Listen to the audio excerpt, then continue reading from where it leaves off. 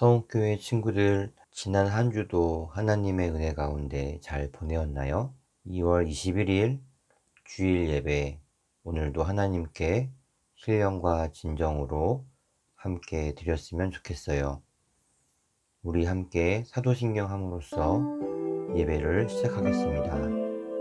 전능하사 천지를 만드신 하나님 아버지를 내가 믿사오며 그 외아들 우리 주 예수 그리스도를 믿사오니 이는 성령으로 잉태하사 동정녀 마리아에게 나시고 본디오 빌라도에게 고난을 받으사 십자가에 못 박혀 죽으시고 장사한 지 사흘 만에 죽은 자 가운데서 다시 살아나시며 하늘에 오르사 전능하신 하나님 우편에 앉아 계시다가 저리로서 산자와 죽은 자를 심판하러 오시리라.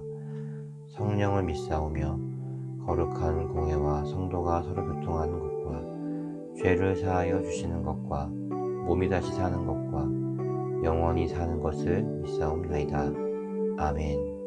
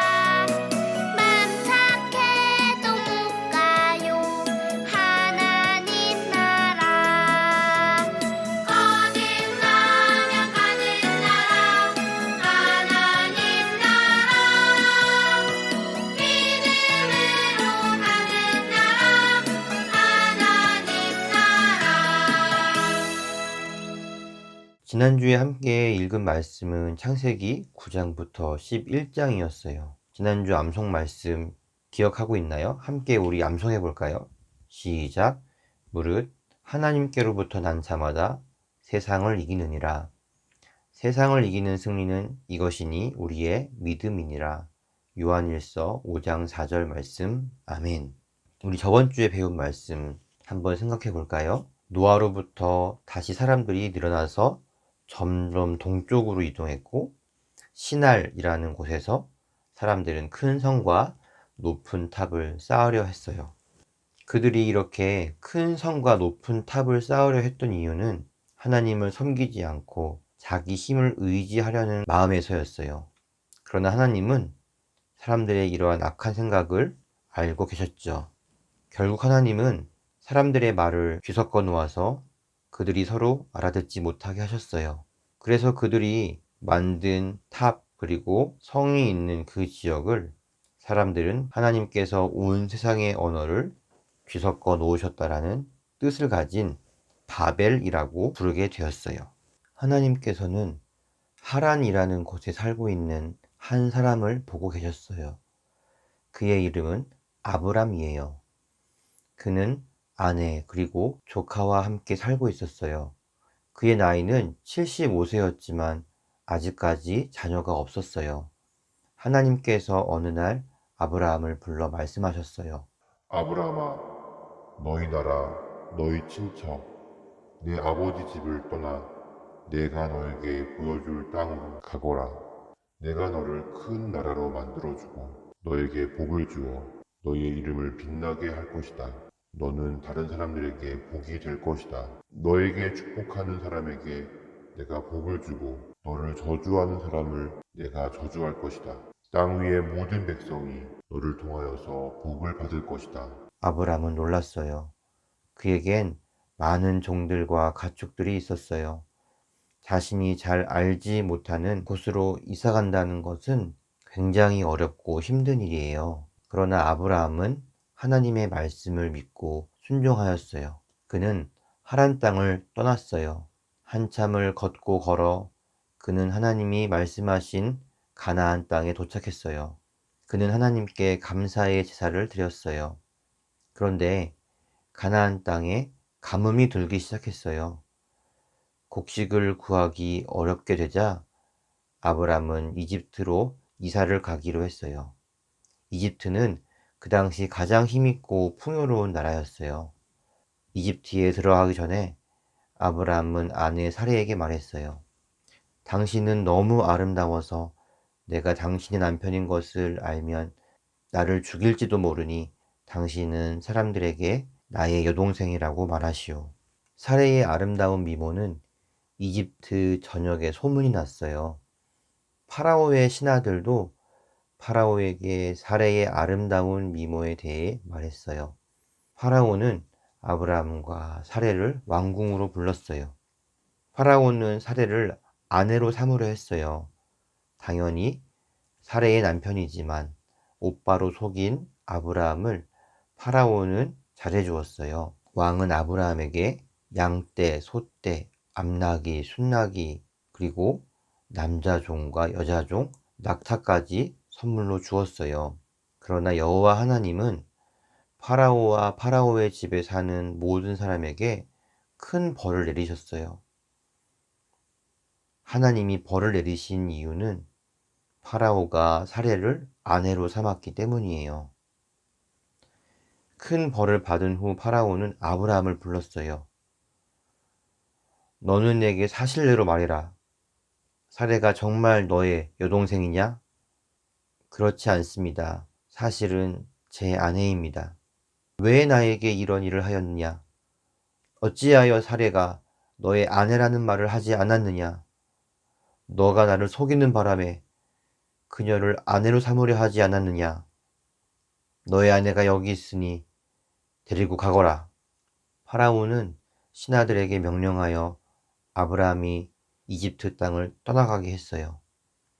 그는 가나안에서 이집트에 들어가기 전보다 더 큰 부자가 되어서 다시 가나안 땅으로 돌아오게 되었어요.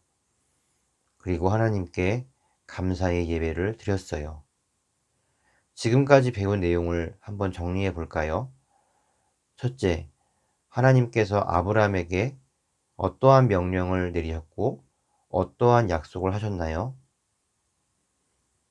너희 나라, 너희 친척, 너희 아버지의 집을 떠나 내가 너에게 보여줄 땅으로 가라. 이렇게 명령하셨어요. 그리고 하나님께서는 아브라함에게 너희 자손들을 통해 큰 나라를 이룰 것이다. 너에게 복을 주고 이름을 빛나게 할 것이다. 너를 축복하는 자를 축복하고 저주하는 자를 저주하겠다. 땅의 모든 백성이 너를 통해서 복을 받을 것이다. 이렇게 약속하셨어요. 둘째, 하나님께서 아브라함에게 예비하신 약속의 땅은 어디인가요? 네, 바로 가나안 땅이에요. 셋째, 아브라함은 왜 이집트로 내려갔나요? 이집트에서 하나님은 파라오에게 어떤 일을 하셨나요? 가나안에 가뭄이 들었기 때문에 아브라함은 이집트로 내려갔어요. 파라오가 아브라함의 아내 사레를 아내로 삼은 이유로 하나님은 파라오의 집에 사는 모든 사람에게 큰 벌을 내리셨어요. 한 번도 만난 적 없던 여호와 하나님의 말씀을 듣고 순종했던 아브라함. 하나님이 명령하신 것은 아브라함에게 무척 어려운 일이었어요.